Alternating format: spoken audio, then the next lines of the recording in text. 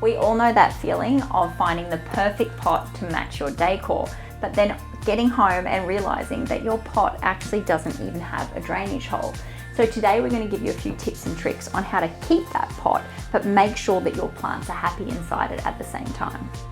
Your first option is the one that we would recommend first, and that is to simply think of your pot as more of a sleeve rather than a pot, and find yourself an insert that actually fits into the sleeve. And the inserts have the correct drainage holes for your plants.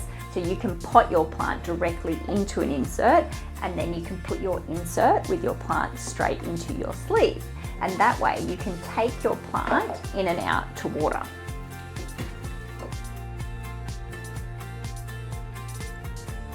Option 2 is basically just an extension of number 1. And if you'd prefer not to have to take your plant in and out to water, then you can use this new little device that we have called a water wick. And what that actually does is it actually connects your plant to a water source.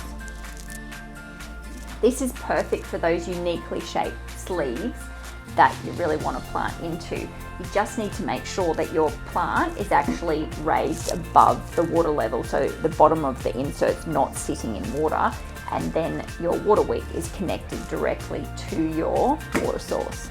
So option 3 is we're going to get out the power tool and we're going to make our own hole. If you're using plastic, you just have to be mindful to go really slowly because we don't want to crack the plastic. For terracotta and your concrete pots, just be mindful that you're going to have to buy an extra drill bit for those particular pots.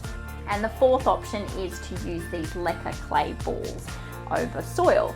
But we highly recommend, if you're doing this, to actually use a clear pot so you can see how much water you're giving to the plant.